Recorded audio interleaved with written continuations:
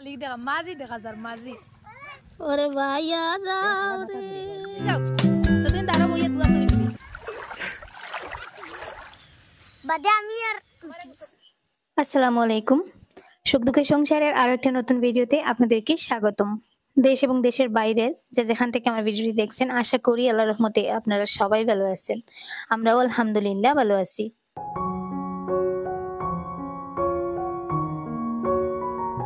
গত 2-3 দিনের টানা বর্ষণের পরে আজকে মোটামুটি বৃষ্টিটা একটু থেমেছে। তো ওয়েদারের অবস্থা তো দেখতেই পাচ্ছেন, আর চারপাশে পানির অবস্থাটা দেখুন। চারপাশে কেমন জানি একটা ভয়ঙ্কর বন্যার রূপ ধারণ করেছে। বৃষ্টিটা একটু থেমেছে, তাই আজকে চলে যাচ্ছি বাবার বাসায়। সেদিন বাবার একটু অসুস্থতার খবর শুনেছি, কিন্তু বৃষ্টির মধ্যে যেতে পারিনি। মানে একদিন করে 2 দিন পুরো মনে মনে প্রস্তুতি নিয়েছিলাম যাওয়ার জন্য, কিন্তু বৃষ্টির কারণে ঘর থেকে বের হওয়ার সাহস পাইনি। তো আজকে যেহেতু একটু অবস্থাটা ভালো, বর্তমানে বৃষ্টি হচ্ছে না, সকালের দিকে হয়েছে, তবে এখন 8টা-9টার থেকে আর কি বৃষ্টিটা মোটামুটি একটু কমে গেছে। তো সেই সুযোগেই ভাবলাম বেরিয়ে পড়ি। আরিয়ান আর জুবাইরকে নিয়ে বেরিয়েছি, দেখা যাক কতটা কি যেতে পারি। তো বাড়ির সামনে এসে দেখি, এই যে দেখুন পুরো রাস্তাটা পানির নিচে ডুবে আছে। আমাদের বাড়িতে যাওয়ার এই একটা মাত্র রাস্তা, মেন রোড থেকে নেমে এখানে রেল লাইন পাওয়া যায়, আর রেল লাইন থেকে ওই সামনের জায়গাটা যাওয়ার জন্য মানে ওই রাস্তাটাই আর কি। তো এই যে দেখুন রেল লাইনের প্রায় একেবারে সীমায় সীমায় পানি চলে এসেছে, আর এই জায়গাটা ডুবে আছে। তো এখন পানি দিয়ে যাওয়া ছাড়া আর কোনো উপায় নেই, তাই পানির মধ্যে দিয়েই আর কি যেতে হচ্ছে। তো আরিয়ান আবার ভয় পাচ্ছে, কোনোভাবেই ওকে নিতে পারতেছি না। তো বললাম আসো আমি হাত ধরবো। তো কোনো মতেই আর কি হাতটা ওর চেপে ধরে সাহস দিয়ে সামনের দিকে নিয়ে যাচ্ছি।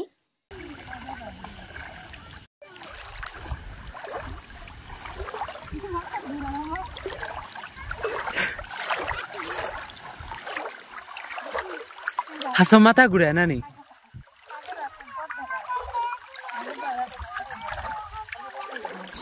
আমাদেরকে এগিয়ে নিতে এই যে দেখুন পানির মধ্যে দিয়ে আরো 2জন আসতেছেন দৌড়ে দৌড়ে, আমার বাইজি আর বাইপো।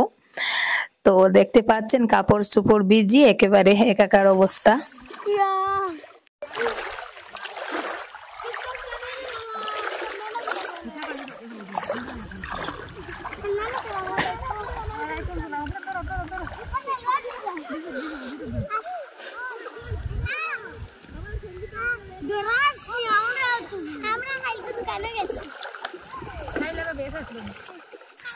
ওরা বলছে এই আমাদের বাড়ি থেকে আর কি মেইন সড়ক অবধি যে রাস্তাটা, সম্পূর্ণ রাস্তাটা নাকি সকাল পর্যন্ত পানির নিচে ছিল, তারপরে আস্তে আস্তে এই যে রাস্তার অর্ধেক অংশ আর কি পানির উপরে উঠেছে। আর এই যে দেখুন কলা গাছের বেলা নিয়ে অনেকে আবার বেরিয়ে গেছে কলা গাছের বেলা চালানোর জন্য।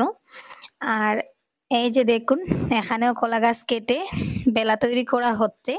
মানে বাচ্চারা বৃষ্টির পানি দেখলে এরকম করে, আমিও ছোটবেলা করতাম। তো এই যে দেখুন আমার বাবার বাড়ির চারপাশে শুধু পানি আর পানি, আর মধ্যে ছোট একটা দ্বীপের মতন দেখা যাচ্ছে। যেহেতু আমার বাবার বাড়ির চারপাশেই জমি আর বাড়িটা মধ্যে, ওজন্য আর কি মনে হচ্ছে এটা হয়তো একটা দ্বীপ, আর চারপাশে শুধু পানি।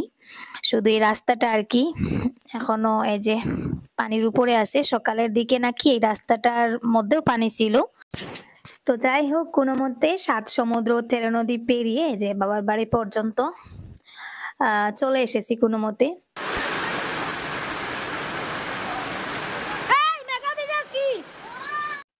বাবার বাড়ি আসা মাত্রই দেখি আবারও বৃষ্টি শুরু হয়ে গেছে। এই যে দেখুন অঝরে বৃষ্টি পড়তেছে, এই কয়েকদিন থেকে এরকমই বৃষ্টি চলতেছে। তো এই বৃষ্টিটা আমার কোনো নামগন্ধ নেই। সকালে মনে হয় আমাকে একটু সুযোগ দিয়েছিল বাবার বাড়ি পর্যন্ত যাতে আসতে পারি। তো যেই আমি ঘরে ঢুকলাম সাথে সাথে বৃষ্টি শুরু হয়ে গেছে। এই যে দেখুন কতটা জোরে বৃষ্টি চলতেছে।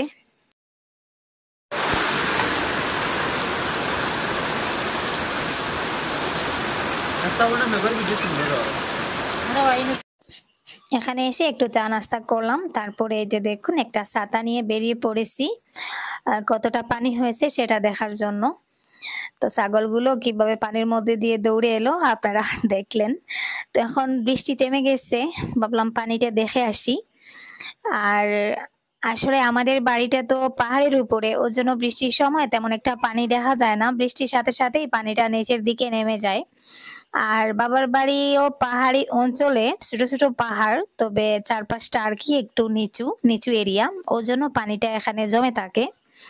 এই যে দেখুন, পুরো পাহাড়ের অর্ধেক অংশ মনে হচ্ছে পানির নিচে চলে গেছে, মানে পাহাড়ি অঞ্চলে ফ্লাড পাওয়া যায়। তো এটাকে আসলে কৃত্রিম ফ্লাড বলা যায়, আর্টিফিশিয়াল ফ্লাড। এটা যে শুধু বৃষ্টির কারণে হয়েছে এমনটা না, বা নদী ভাঙ্গনের কারণে হয়েছে এমনটাও না। আসলে এই পানিটা নিচের দিকে যেতে পারতেছে না, ওর জন্য আর কি পানিটা এখানে জমে বসে আছে। আর পুকুরের অবস্থা নাকি আরো খারাপ, যেটা আমি আপনাদেরকে একটু পরে দেখাবো। আর এই যে উনি পানি দেখে আর ছটফট করতেছেন, প্যান্টটা কোনো মতেই সামলাচ্ছেন, পানিতে চলে যাবেন, ওনাকে অনেক কষ্টে আটকাচ্ছি বাসায়। তো যাই হোক, আপনারা ভিডিওটা দেখতে থাকুন, ইনশাল্লাহ ভিডিওটা আপনাদের কাছে অনেক বেশি ভালো লাগবে। অনেক কিছু আজকের এই ভিডিওতে আমি আপনাদের সাথে শেয়ার করব, তাই রিকোয়েস্ট করব স্কিপ না করে একটু ধৈর্য সহকারে ভিডিওটা শেষ পর্যন্ত দেখার চেষ্টা করুন। আজকের ভিডিওটা একটু অন্যরকম ভাবে করার চেষ্টা করেছি। আর যারা এখনো ভিডিওতে একটা লাইক দিতে ভুলে গেছেন, প্লিজ একটা লাইক দিয়ে ভিডিওটা কন্টিনিউ করুন। আর যে আপু ভাইয়েরা আজকে আমার চ্যানেলে নতুন, প্লিজ চ্যানেলটাকে সাবস্ক্রাইব করে দিতে পারেন। পানি দেখলে যেখানে বড়রা ভয় পায়, সেখানে বাচ্চাদের আনন্দের কোনো সীমা থাকে না। যেহেতু আমাদের ওইদিকে আসলে তেমন একটা ফ্লাড হয় না, আর এরকম একটু বেশি বৃষ্টি হলে দেখা যায় গত বছর থেকে পানি জমে যায়। তো এই যে দেখুন, অনেকে কলার বেলা বাসাচ্ছে আর বাকিরা বসে বসে অপেক্ষা করতেছে কখন কলার বেলাটা চড়া যায়।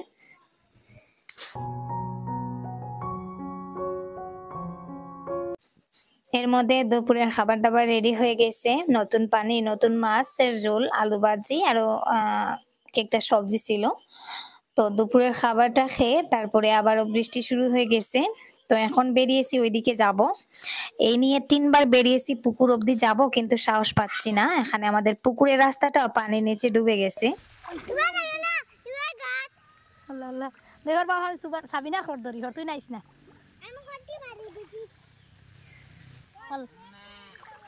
ও ভাইছি, যা যা যা, ওয়াল্লা রে।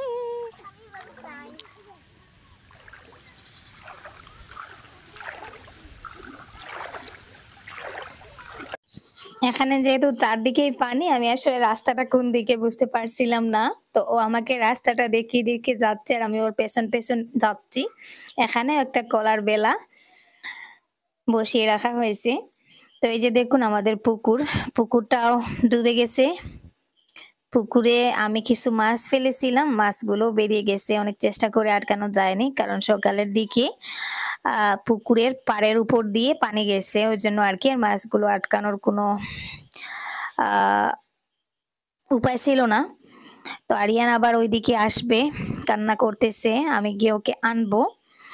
তো আপনারা হয়তো ভাবতে পারেন আরিয়ানের জ্বর ছিল, এখন আবার ও বৃষ্টির মধ্যে কেন ভিজতেছে। তো গতকালকে আমি যে জ্বরের ভিডিওটা আপনাদের সাথে শেয়ার করেছিলাম, ওটা আসলে 2-3 দিন আগের ভিডিও মিলিয়ে শেয়ার করেছিলাম, তারপরে আরিয়ান সম্পূর্ণ সুস্থ হয়ে গেছে। আর এখানে যেহেতু এসেই গেছি, তো পানি থেকে আর মোটামুটি ওকে সরানো যাচ্ছে না, চারপাশেই পানি, ওকে অনেক কন্ট্রোল করে গড়ে রাখতে পারছি না। তো জ্বরটা এখন নেই, আজ থেকে 3-4 দিন আগে জ্বরটা মোটামুটি সেরে গেছে। পেটে বেশি গ্যাসের কারণে জ্বরটা এসেছিল, তো ঔষধেই আর কি সেরে গেছে আলহামদুলিল্লাহ। তো যাই হোক, আমাদের পুকুরটার অবস্থা তো দেখতে পেলেন। এই যে দেখুন, পুরো পুকুরটা প্রায় পানির সীমানায় চলে এসেছে। রাতের বেলা পুকুরটা পুরোপুরি ডুবে গিয়েছিল, ওর জন্য সবকটা মাছ বেরিয়ে গেছে। এখানে জাল দেওয়া হয়েছিল, জাল দিয়েও কোনোভাবে মাছগুলো আটকানো যায়নি। তো এর মধ্যে আবার বৃষ্টি শুরু হয়ে গেছে, দৌড়ে দৌড়ে যে আমার চাচার বাড়িতে চলে আসতেছি। আসলে কি করব বুঝতে পারছিলাম না, পানির ওইদিকে আবার দৌড়ে বাড়িতে যেতে গেলে সময় লাগবে, তাই ভাবলাম এখানে চলে আসি। তো এখানে এসে একটু হাঁটাহাঁটি করতেছিলাম। আসলে বৃষ্টিটা হঠাৎ করে চলে আসে, এই দেখা যায় বৃষ্টি একেবারে থেমে গেছে, মনে হচ্ছে আর বৃষ্টি হবে না, কিন্তু হঠাৎ দেখা যায় আবার টুপটুপ করে বৃষ্টি শুরু হয়ে যায়। তো আজকের দিনটা তাও ভালো, গত 2 দিনের তুলনায়। গত 2-3 দিন অনবরত বৃষ্টি হয়েছে।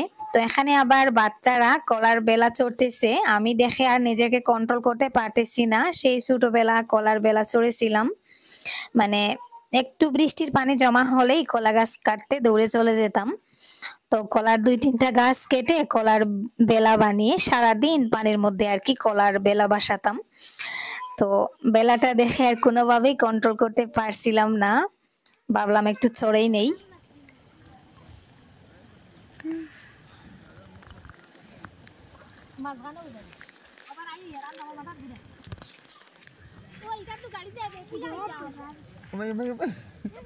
এখানে উল্টি যাবে।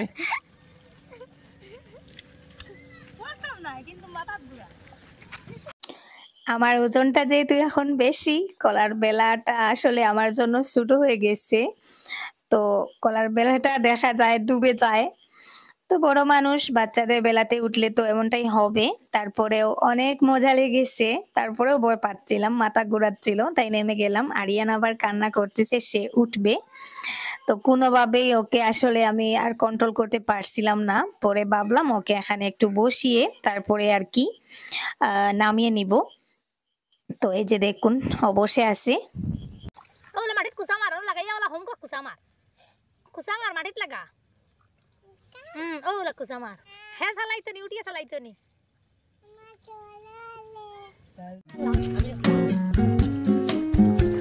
ওলে উঠি যাও। দুদিন দাঁড়া বইয়ে তুলা তুলি দিবি।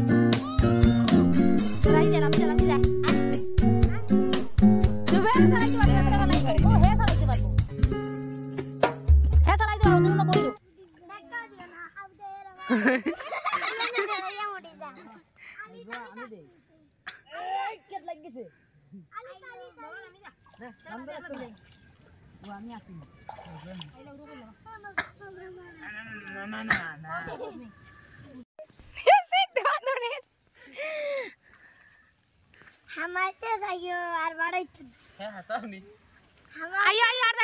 আইতে পারতে না কিন্তু দাঁড়াতে মার, এখন উল্টা মার। আমাদের পাশের বাড়ির আর কি 2টা বাচ্চা এই বেলাটা করেছিল। তো এই যে দেখুন সামনে একজন, ওদেরকে ডাকলাম যে বেলাটা নিয়ে এদিকে আসো, আমাদেরকে একটু চড়াও। তো সাথে সাথে ওরা এখানে নিয়ে এসেছে।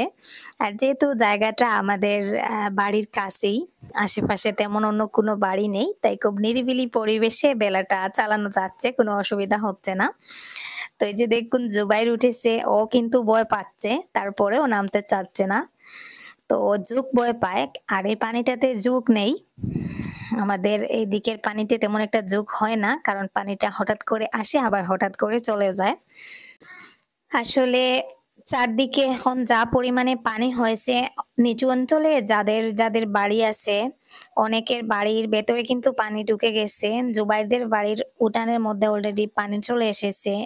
তারপরে আমার যে ভাই, মানে যে ভাবি ইউটিউবে কাজ করেন, ওই ভাবির বাড়ি পর্যন্ত পানি চলে এসেছে। তো গত বছর ফ্লাডের সময় ওনাদের ঘরের ভেতরে হাঁটু পানি ছিল, আর এই বছর কি হচ্ছে ঠিক জানি না।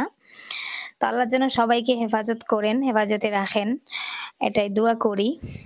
আর এই পানি নিয়ে আসলে অনেকের অনেক সমস্যা হচ্ছে। আমরা যেহেতু উঁচু জায়গায় থাকি, আসলে পানি চোখেও দেখতে পাই না। যত ফ্লাড হোক, গত বছর এত ফ্লাড হয়েছিল কিন্তু আমাদের এরিয়াতে পানি ছিল না, কারণ আমাদের ওই দিকের জায়গাটা অনেক উঁচু, ওখানে পানি থাকে না, বৃষ্টির সাথে সাথে পানিটা নেমে যায়। ওর জন্য আর কি আমাদের মা ছেলের পানির প্রতি একটু আসক্তিটা বেশি, পানি দেখলেই নিজেকে কন্ট্রোল করতে পারি না।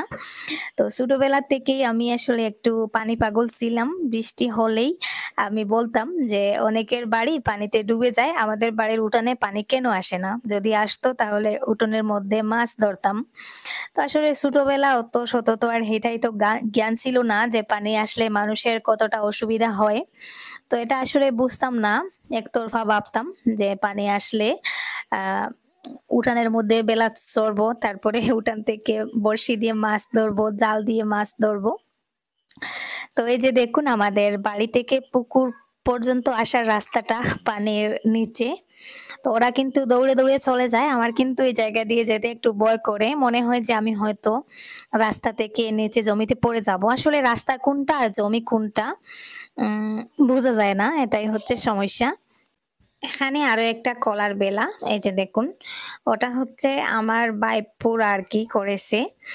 তো ওটা একটু ছোট, ওটাতে শুধু একজন বাচ্চা মানুষ উঠতে পারে, বড় মানুষ উঠলে বেলাটা ডুবে যায়। তো অন্য বাচ্চারা যাতে না পায় ওর জন্য এই যে দেখুন জমির মধ্যেখানে নিয়ে ওটা রেখেছে। তো এতক্ষণ আমরা যে কলার বেলাটা বাসাচ্ছিলাম ওটা অন্য বাড়ির আর কি দুইটা বাচ্চার, এই যে দূরে ওরা বেলাটা নিয়ে এখন চলে গেছে দেখতে পাচ্ছেন। তো এখন ওরা চলে এসেছে তাদের বেলাটা চড়ার জন্য। তো এই যে দেখুন আমার বড় ভাইয়ের ছেলে, মানে মেজো ছেলে, ও উঠেছে, ওর বউটাও কিন্তু এই বেলাটা সহ্য করতে পারছে না। তো টেনে টেনে এই যে দেখুন রাস্তার পাশে আনতেছে। তো দেখা যাক, এখন আর আমি বেশি বক বক করবো না, আপনারা ভিডিওর অরিজিনাল সাউন্ডটা একটু এনজয় করুন।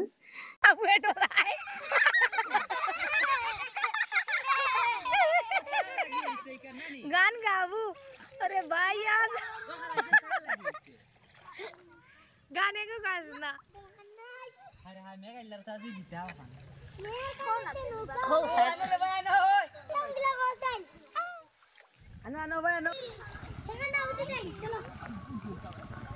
এই তো বেটা ঠিক আছে, পুরা নৌকার মালিক দেখা, মাঝি দেখা যার মাঝি।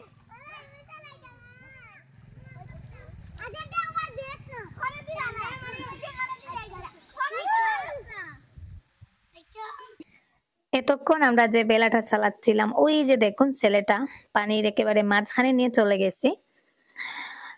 তো এখন জুবাইর এসেছে বেলাটা আবার চালানোর জন্য। এই যে দেখুন ওকে 2 ঘন্টার জন্য 50 টাকা দিয়ে ভাড়া করলো, করে এখন সে বেলাটা চালাবে। তো এখন সে নাকি তার মনের মতন করে কলার বেলা বাসাবে, কারণ এতক্ষণ ওদের বেলা ছিল, ওরা যতটা সময় দিয়েছে তত সময় অবধি আর কি চালানো গেছে, বেশি সময় তো আর বলা যায় না। তো ওরা এমনিতেই দিত, তারপরেও বললাম যে ওরা কষ্ট করে কলার গাছ কেটে যেহেতু বেলাটা তৈরি করেছে, ওদের হয়তো শখ আছে ওরা চালাবে, তো ওরা যেহেতু দিবে ওদেরকে কিছু টাকা দাও। তো ওই যে দেখুন জুবেরও কিন্তু অনেকটা দূরে চলে গেছে কলার বেলাটা নিয়ে। তো সে যেতে পারে, আমারও ইচ্ছা করে, কিন্তু আমি উঠলে আবার ভয় পেয়ে যাই, উঠতে ইচ্ছা করে কিন্তু আগের মতন এখন আর সাহস নেই। আগে বাচ্চা মানুষ ছিলাম, আসলে অতটাও ভয় মনের মধ্যে কাজ করতো না, কিন্তু এখন উঠার পরে দেখা যায় মাথা ঘুরায়, ওর জন্য আর কি আর সাহস পাই না, নেমে যাই। তো ও নামলো, তারপরে আবার আমাকে দিল, আমিও এখন আরেকটু সময় চালাবো। সবকিছুর মধ্যে আমার একটা খারাপ লাগা কাজ করতেছে, আমার মাছগুলো কিন্তু পানিতে ভেসে চলে গেছে। তো এই মাছগুলোকে আর আটকানো গেল না। তো কি আর করার, মন খারাপ করে লাভ নেই, এটা আসলে প্রকৃতির নিয়ম, আমরা চাইলেও কেউ বদলাতে পারবো না। কখনো দেখা যায় পানি আসে না, কখনো পানি এসে ফ্লাড হয়ে যায়। তো এটা আসলেই প্রতি বছরের একটা সমস্যা বলা যায়। তো আমার তো সামান্য কয়েকটা মাছ গেছে, তবে অনেক বড় বড় মাছের ফিশারি ভেঙে গেছে, অনেকের অনেক বড় বড় পুকুর থেকে অনেক বেশি মাছ বেরিয়ে গেছে। তো অনেকের আরো অনেক বড় বড় ক্ষতি হয়েছে, যেটার তুলনায় আমার ক্ষতিটা খুব নগণ্য। তো বেলাটা বাসাচ্ছি আর বারবার আমার সেই ছোটবেলার বান্ধবীদের কথা মনে পড়তেছে, যাদেরকে নিয়ে ছোটবেলা ঠিক এই জায়গায় বেলা বাসাতাম। তো এটাই হচ্ছে পার্থক্য, আজকে ওরা নেই, তবে খুব মিস করতেছি ওদের। আর আরো একটা জিনিস দেখতে পাচ্ছেন, ওই যে দূরে বাড়ির উঠানের এক পাশে আমার মা দাঁড়িয়ে আছেন, ওখান থেকে বারবার বলতেছেন নেমে আয় পড়ে যাবি, নেমে আয় পড়ে যাবি। তো ছোটবেলা যখন বেলা বাসাতাম মা ঠিক এভাবেই বলতেন যে নেমে আয় পড়ে যাবি, পড়ে আবার ঠান্ডা লেগে জ্বর হতে পারে। তো ঠিক ওই বিষয়টা, মানে ছোটবেলার ওই জিনিসটার সাথে আজকের ওই জিনিসটার খুব বেশি মিল পাচ্ছি, যে আগেও মা বলতেন এখনো বলতেছেন, অনেকটা বড় হয়ে গেছি তারপরেও বলতেছেন নেমে আয় পড়ে যাবি।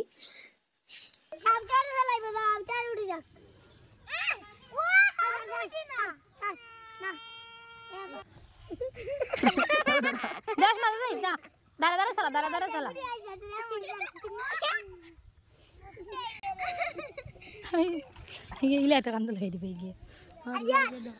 তো যাই হোক, এই একটা বিষয় অনেকক্ষণ আপনাদের সাথে শেয়ার করলাম, যাতে আপনারা যারা ছোটবেলায় এই কাজটা করেছেন তারা এই মানে এই কাজটা মিস করতে পারেন। ওইজন্যই আরকি শেয়ার করা।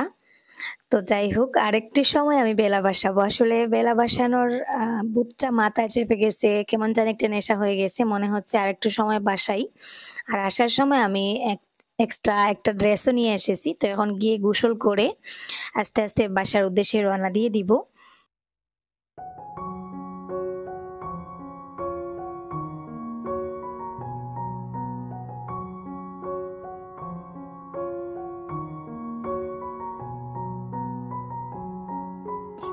তো যাই হোক আজকের মতো এই পর্যন্ত। আপনারা সবাই ভালো থাকুন, সুস্থ থাকুন। দেখা হবে নতুন কোনো ভিডিওতে।